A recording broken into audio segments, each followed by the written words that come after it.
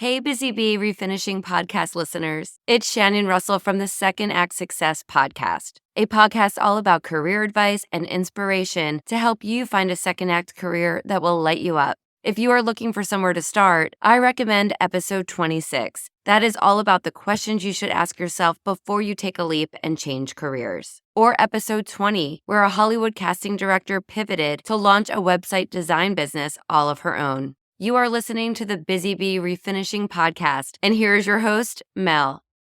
What is up, my friends and fellow Busybees? And thanks for that intro, Shannon. Shannon is a new podcasting friend I met recently, and if you've been thinking about potentially trying to make a shift to a second career and take on your second act or changing paths, you definitely need to tune in to Second Act Success because it is so inspiring to hear the perspectives of the people she interviews and the drastic shifts they made.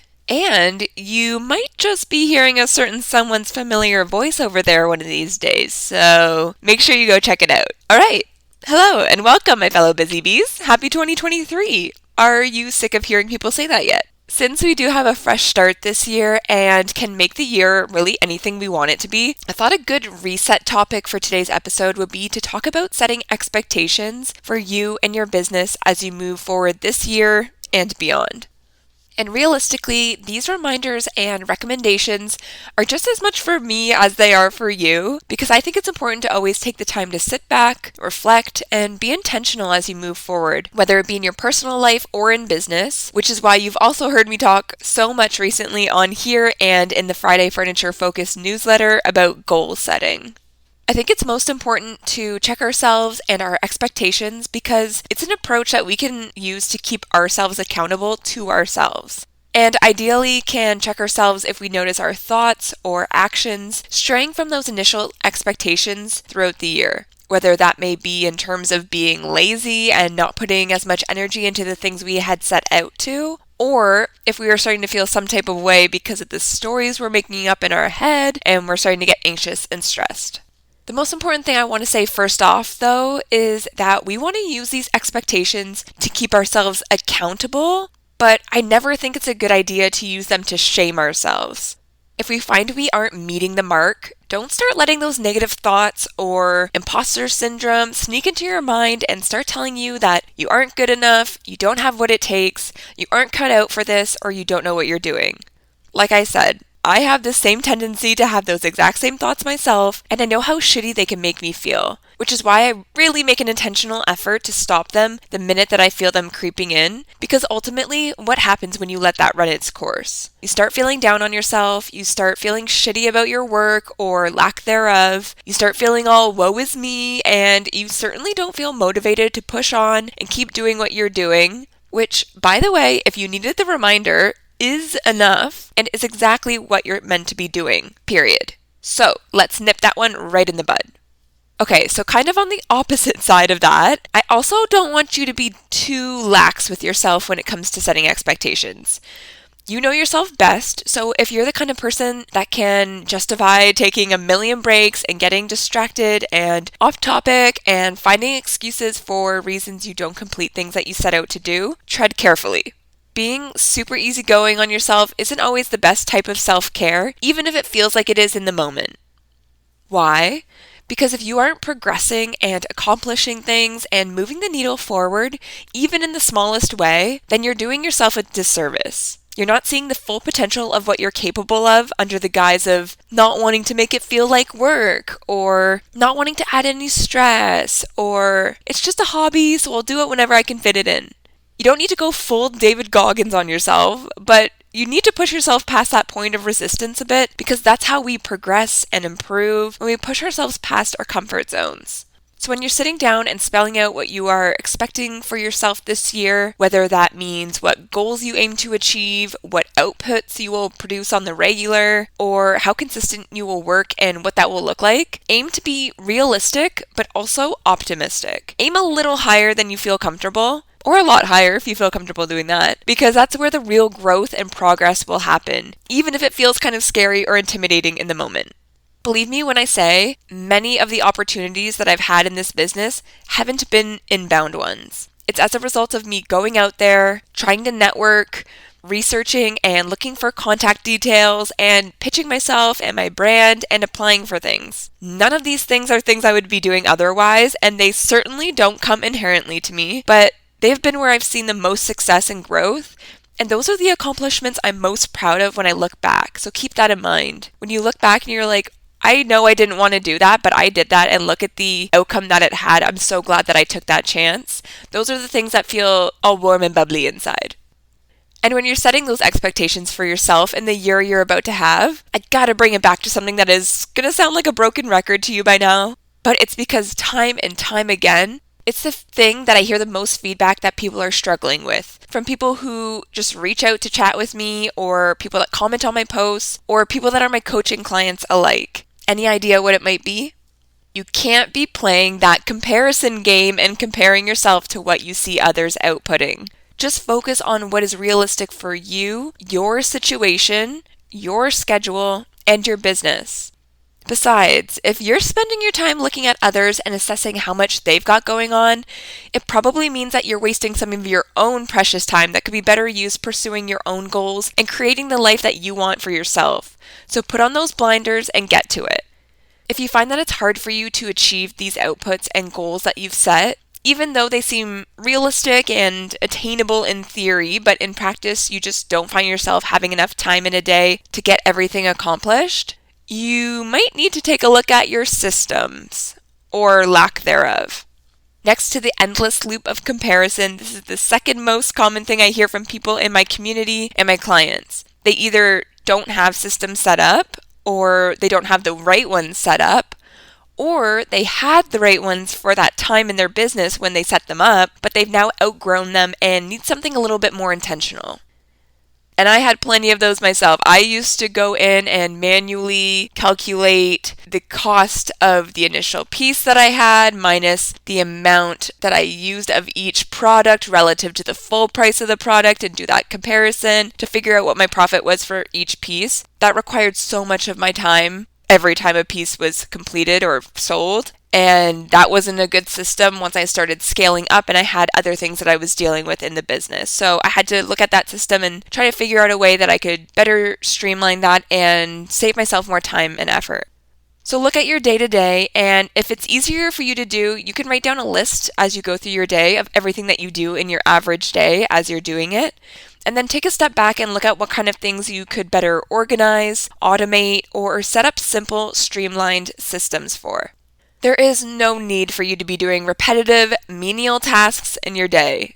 You're the goddamn CEO, operations manager, social media manager, communications director, human resources specialist, and marketing director, to name a few of your titles. You don't have time, or probably the energy, for wasted time.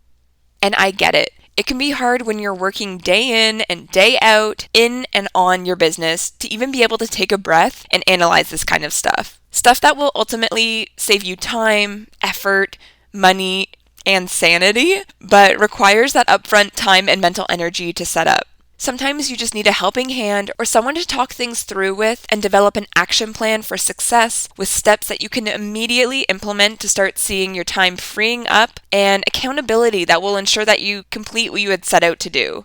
That's what I'm here for. I love this shit. I love systems and organization tools and weeding my way through chaos to create clarity, focus, intentionality, and ultimately success and happiness. So if you need a helping hand to do so, head to my website, MelDidItHerself.ca/services, and check out the consulting and coaching offerings that I have. I'll also be sure to link them in the description of this episode for easy access. It doesn't have to be this hard. Alright, so assuming that you've now got a pretty good idea of what your plan is for the year, we need to not forget about it, or the excitement and motivation that you're feeling right now to hit the ground running and make this the best year yet. And the way we'll make sure that we are keeping this plan top of mind is to revisit it often and check in with yourself to make sure you're accomplishing what you set out to do. Don't let this fall off, because before you know it, it will be December 2023, and you will presumably want to have something to show for the past 12 months you just worked hard. So if you're someone that likes to maintain an agenda, then fill it out and check in often with it and keep it somewhere in plain view so you remember to do so. If you're someone who likes things to be digitized or more in your face, then set up automatic and automated reminders. Project management softwares like Notion or Asana can be great for this, or you can even set up recurring appointments in your Google Calendar. Just make sure that you're not having a super productive January 1st to January 8th, and then basically hibernating and going back to your previous habits for the rest of the year. And if you do that, you're not alone, but we're going to aim to not do that. The last thing I want to give a gentle reminder about when it comes to setting expectations for you and your business this year is to try to not overthink things and assume expectations of others that don't actually exist. One way to avoid this ruminating in your head and trying to guess or assuming what a client or a partner or a brand or whoever it is that you're working with might be thinking is to just be really openly communicative with them. This will ensure everyone is clear, on the same page, and happy with the expectations, and then that doesn't leave any time or dead air for you and your mind to start wandering and playing mean tricks on you.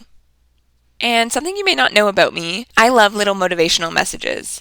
They literally always get me fired up, and I keep a running list of ones that are especially catchy or speak to me in the Notes app on my phone. So I'm going to end every podcast episode with one of those that I've noted down over the years in hopes that you leave our time here each week feeling inspired, motivated, and ready to take on whatever comes your way this week.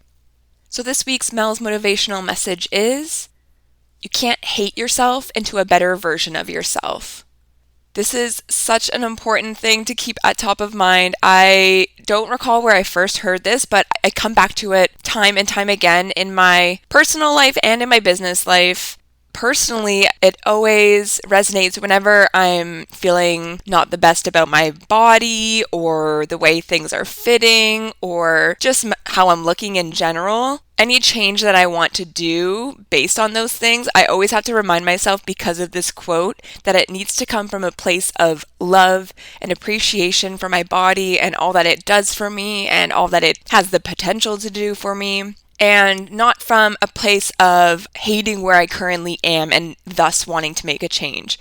Ultimately, the actions end up probably being the same, but it really does make a difference in your motivation for that thing and staying consistent pursuing that thing when you know that it's something that you're doing for yourself because you love yourself. It sounds so corny when you say it like that, but it's so true. And when it comes to your business too, you can't hate yourself and your business into a better version of it. So if you're comparing yourself to other people and their business and what they're sharing online, which remember, is not everything, even on this podcast, and I always talk about wanting to be transparent about things and talking numbers and things like that. I still don't reveal 100% of things, just mainly because it'd probably be very boring, but you're only seeing a snapshot of anything anyone's ever sharing with you, even when it comes to your friends and your family and things like that. So if you're looking around at people and comparing yourself and feeling shitty about yourself as a result and wanting to change things and work harder and things like that as a result of that comparison and that icky feeling of looking at your business and being like, this sucks, I have to make it better because it's so shitty and blah, blah, blah, blah, blah. That's not a great way to fuel yourself. Because you can't hate yourself into a better version of yourself. Instead, look at your business, look at your life, think of ways that you can better foster relationships and pursue growth and achieve goals and motivate yourself to improve because you want better for yourself and better for your own reality and the future that is ahead of you. And not because you want to beat so-and-so that you saw online or you want to make more money than somebody who recently shared their salary and you're feeling some type of way about the amount that it is and yours isn't as high or whatever it might be. Our brains inherently want to take us to that negative place, but we can't let it stay there. You have to catch that so quick and force yourself to create that positive connection and rewire your brain that way. Because if not, you're going to sit in the negativity because so many people in this world sit in that negative spot and they don't recognize it or they don't catch it or whatever it might be. Some people love living in that space and they fucking eat it up. But some people are so content with living in hatred and disgust and blaming the world and everyone around them for their situation, and that's just never going to improve themselves or their life. You can't hate yourself in your life and your business and your body and all of these things into a better version of them. It has to come from a place of love, respect, care, intentionality, and ultimately motivation for you and yourself and a better future. So remember that as you move forward throughout this week, but throughout the whole year we have ahead of us. Remember that I'm here for you and I appreciate your time, and I'll catch you guys next week.